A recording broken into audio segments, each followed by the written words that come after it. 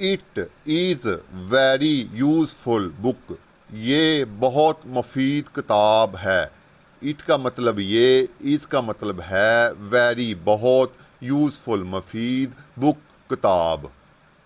It is very useful book. ये बहुत मुफीद किताब है, यानी कि ये बहुत फ़ायदा देने वाली किताब है, या इससे आप बहुत अच्छी इंफॉर्मेशन हासिल कर सकते हैं। जब आप किसी से कहें कि मेरी तरफ देखो, तो आप कहेंगे look at me. Look at देखो, मी मेरी तरफ, लुक एट मी मेरी तरफ देखो। जब आप किसी से कहना हो कि आगे देखें या आगे की तरफ देखें, तो फिर आप कहेंगे इंग्लिश में लुक फॉरवर्ड, आगे देखो या आगे की तरफ देखो। लुक देखो, फॉरवर्ड आगे या आगे की तरफ। लुक फॉरवर्ड आगे देखो।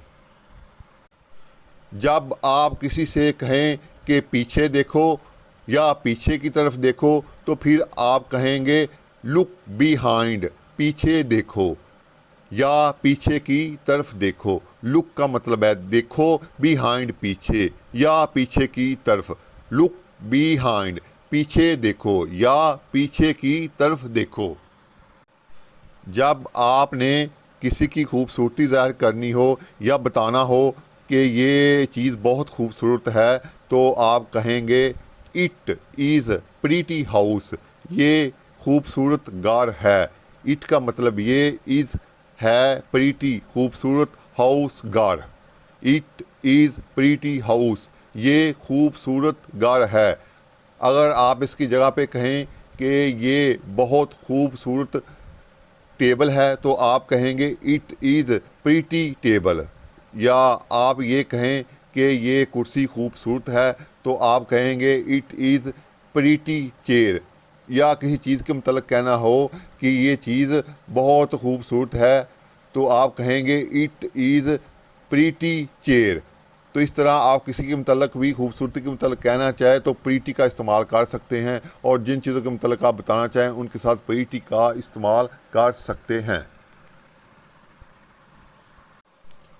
आई have a lot of things, मेरे पास बहुत सी चीज़ें हैं। आई का मतलब है मेरे, have pass, A lot of बहुत सी, थिंग्स चीज़ें। जब आप किसी से कहें कि मेरे पास बहुत सी चीज़ें हैं या मेरे पास बहुत सी किताबें हैं, तो आप कह सकते हैं कि आई have a lot of things, मेरे पास बहुत सी चीज़ें हैं। या यहाँ पे अगर आप कहना चाहें कि मेरे पास बहुत सी किताबें हैं, तो आप कह सकते हैं आई have a lot of things, मेरे पास बहुत सी किताबें हैं। या इसको आप ऐसे भी कह सकते हैं कि मेरी मलकियत में बहुत सी चीज़ें हैं, फिर भी आप यही इस्तेमाल करेंगे आई have a lot of things.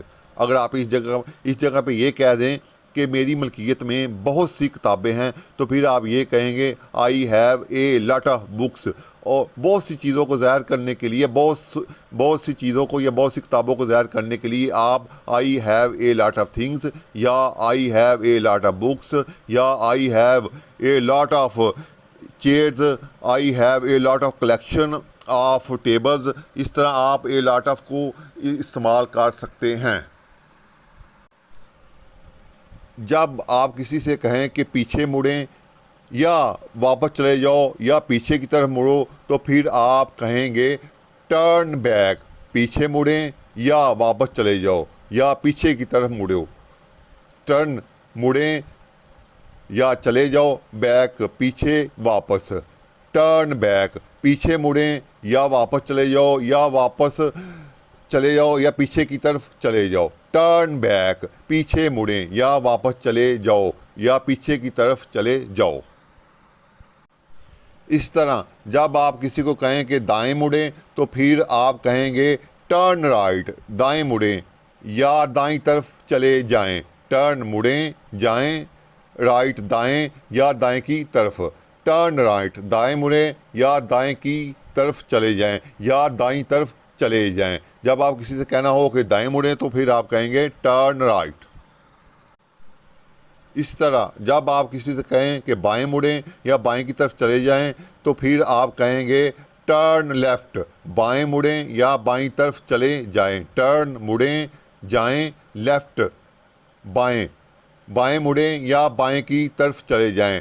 Turn left, बाएं मुड़ें या बाएं की तरफ चले जाएं या बाईं तरफ चले जाएं।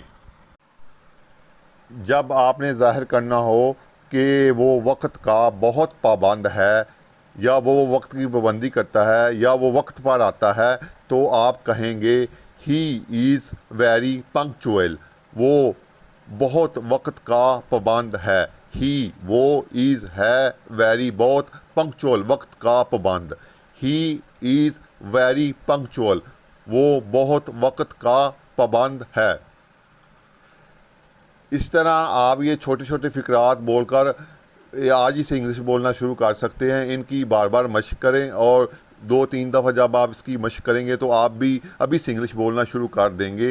ये लेक्चर आपके लिए बहुत ही मुफीद है और इसकी बार बार मशक करें और दूसरों के साथ इंग्लिश में बात करें और आप जल्दी इंग्लिश सीख जाएंगे और बोलना शुरू कर देंगे।